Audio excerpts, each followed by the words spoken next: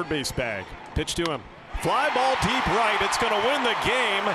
Abreu's going back and watching it sail. It's a grand slam. A team with such high expectations going into the year is now 4 games under 500, their worst stretch this entire season. Over their last 2 series, Boston has completely sucked. They split a 4-game series with the Baltimore Orioles and got swept by the Milwaukee Brewers and Milwaukee. My name is Trevor Sheehan, and I'll be starting a new series on my channel where I'll be recapping every single Red Sox series for the rest of the season. I know, very convenient timing. For this video, I'll be recapping both the Baltimore Orioles and Milwaukee Brewers series. Both of them were definitely very exciting, but without further ado, let's get right into it and see how bad this team really is. A lot of rainouts happened in this series versus Baltimore, so the Red Sox played a game at 1 p.m. on Friday that was supposed to be the first of a doubleheader.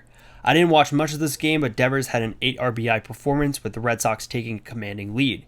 However, the Red Sox still took a big L in this game. While rounding first on a hit, Alex Bregman felt something in his quad and was taken out of the game. Bregman at first said the pain wasn't bad, but when he woke up the next morning, the pain got worse. Bregman had a quad injury back in 2021, which sidelined him for around a month, and he said the pain now is worse than it was before. For the foreseeable future, the Red Sox will have to figure out another player to fill a position because of an injured player. And that's exactly what they did. In the middle of their doubleheader the next day, the Red Sox called up Marcelo Meyer for the big leagues. In Game 1 of the actual doubleheader, it was a wild one from start to finish. Rookie right-handed pitcher Hunter Dobbins got the start for Boston, and he ran into trouble early. In the top of the first, Ramon Urias ripped an RBI double, giving the Orioles a quick 2-0 lead. But the Red Sox ended up responding in the bottom half of the inning. Jarren Duran launched a solo shot, and a few batters later, Wilyer Abreu followed it up with a homer of his own. After the rough first inning, Dobbins settled in. Between the second and fourth innings, he allowed just 1 hit and kept Baltimore quiet. The fifth inning was a different story. Dobbins gave up back-to-back singles and put runners on the corners with no outs.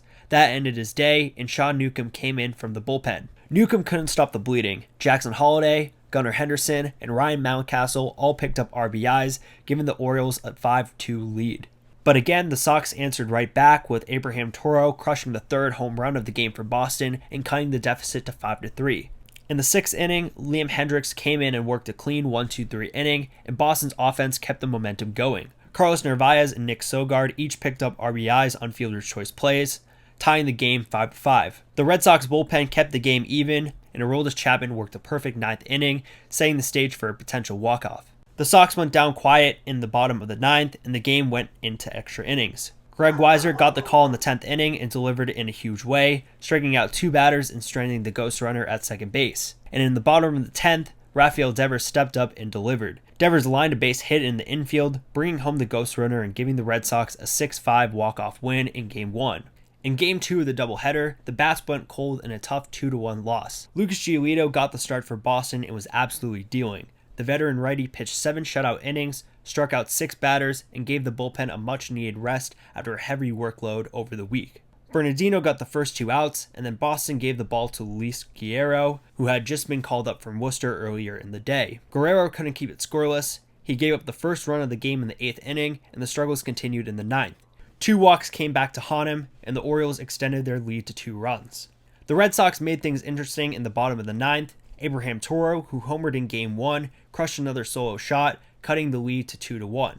Nick Sogard followed it up with a base hit to keep the rally alive, but that was as close as Boston could get. The Red Sox couldn't bring in the tying run, and they dropped the game 2-1. The Red Sox wrapped up their homestand on a rough note, dropping the final game of their series to the Orioles 5-1. Neither team got much going early as both offenses were quiet through the first 3 innings. In the 4th, Walker Buehler ran into trouble, putting runners on the corners with no outs. The Orioles cashed in with a sac fly, giving them the first run of the game.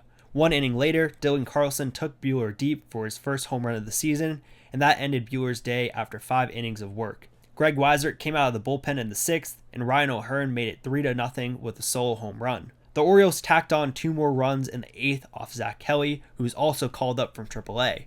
O'Hearn lined a double into right center, and some sloppy defense allowed him to come all the way home and score. It was just that kind of day from Boston. The Red Sox didn't get on the board until the bottom of the 9th. Abraham Toro drove in Marcelo Meyer with an RBI single, giving Boston its only run of the game. Even though the Red Sox out-hit Baltimore 10-9, they couldn't come through in the clutch. The lineup went quiet with runners in scoring position, and the top of the order didn't record a hit yet again. I didn't watch the first game of the series, but it seemed pretty similar to the final game of Baltimore's series. Boston wasted another quality start from Crochet, and Boston fans ripped on Connor Wong, who got the final out of the game. Same thing happened in game 2, but this time Boston had a chance to actually come away with the win. The Red Sox only run of the game didn't come from an RBI, but it actually came from Ceddanne Rafaela coming home on a wild pitch. Boston's bullpen had a good outing for the most part. Richard Fitz had a short outing on the mound coming back from the IL, and Boston got good outings from Bernardino, Wilson, Weissert, and Slayton. However, when it mattered most, this team couldn't get it done. Aroldis Chapman failed to get the save, sending the game into extras. The Red Sox couldn't score with runners on the corners. In the bottom of the 10th inning, Christian Yelich hit a walk-off grand slam to win them the series. The Red Sox got swept out of Milwaukee in brutal fashion, losing 6-5 in extras and dropping 4 games under 500. Things actually started off well. Ceddanne Rafaela opened the scoring with a solo home run in the 2nd inning, but the Brewers responded with Jake Bauers launching a solo home run of his own in the next inning. In the 4th inning, Boston retook the lead thanks to Rafael Devers, who came through with a 2-run RBI single to make the game 3-1 for the Red Sox. On the mound, Brian Bayo had a short but decent outing. He pitched 4.2 innings, allowing 3 hits, 2 walks, and a run. In the 6th inning, Hunter Dobbins made his first career appearance in relief, and it was a rough start. He put 2 runners in scoring position, and Caleb Durbin made Boston pay with a 2-run hit to give the Brewers the lead. But Boston kept clawing back. In the 7th inning, Wilyer Abreu tied the game with a solo home run, his 13th of the year, making it 4-4. In his credit, Dobbins ended up bouncing back, pitching a clean 7th and 8th innings. Then Aroldis Chapman handled the 9th without issue, and the game went into extras yet again. Boston had a prime opportunity in the 9th inning with the bases loaded and 2 outs, but Nick Sogard struck out and the Red Sox came up empty. In the top of the 10th inning, Trevor Story made himself useful and bunted Sogard to third, and David Hamilton drove him in on a fielder's choice play to put Boston up 5-4. However, in the bottom half of the inning, Justin Slayton came in for the save, and that just didn't happen. Sal Frelick started it off by beating out a throw to first to start the inning, and he ended up going 4-for-4 for hits on the day. Then came the mistakes. Christian Campbell made a throwing error at home trying to get the tying run, allowing Isaac Collins to score.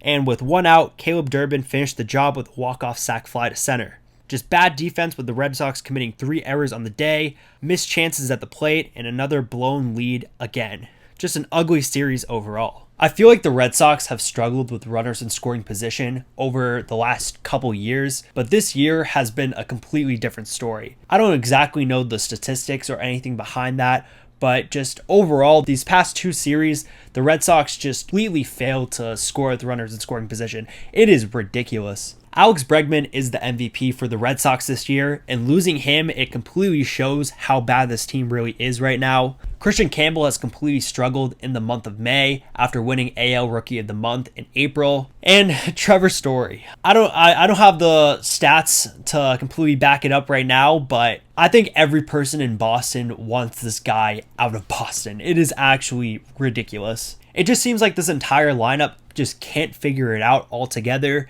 It seems like it's either the top of the order contributing and the rest of this team isn't doing much, or it's quite the opposite. The rest of the team is doing pretty well and the top of the order isn't contributing. Jarren Duran is looking like 2024 Jarren Duran. He's been really contributing a lot, especially at the leadoff spot.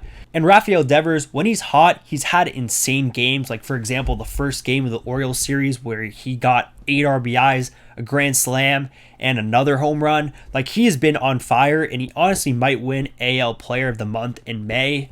But other than that, this entire lineup has been very iffy, and we haven't just seen this entire lineup just click together. It's just not going too well. As far as the rotation, it hasn't been healthy this entire year. Lucas Giolito was on the IL at one point. Brian Bayo started the year on the IL. Cutter Crawford is on the 60-day IL right now. Richard Fitz was also on the IL. Pretty much everyone in this rotation besides Garrett Crochet, and I guess Sean Newcomb, who got DFA'd and traded, but he doesn't count. But besides Garrett Crochet, everyone else in this rotation has been injured. And this has resulted in Boston's bullpen taking on a huge responsibility on the back half of May. Since the Mets series, they have been used a ton, and to their credit, they've been pretty well compared to how they were in the Tigers series. But, you can't expect every single player in that bullpen to be lights out day in and day out. There are going to be games where they're going to let up a few runs. There's going to be games where they're going to blow leads, things like that. The bullpen isn't the issue. The Roman Anthony call-up should be any time now. I mean, let's just hope about it. I will say, though, it's really annoying as of me recording this. The Red Sox haven't done anything in response to this previous series with Milwaukee. They need to do something, whether it's a staff firing, whether it's some sort of trade, some sort of demotion. There should have been something made today, and the Red Sox are just sitting on their hands right now. But yeah, just overall, it's just not looking good for the Red Sox. Honestly, that Brewers series really took my hopes down. I'm not going to lie. I know it's only May, but it just doesn't look good right now. And with all the injuries, with all the issues going on, all the drama pretty much too, with like Rafael Devers not wanting to play first base, I don't even think having a Roman Anthony being called up is going to really change anything. But at the same time, he definitely needs to be called up. I kind of turned the end of this into a rant, but this is the first time I'm doing the series recap, while also just talking about the Red Sox all in general. But I'll be doing this after the Braves series this weekend, so stay tuned for that.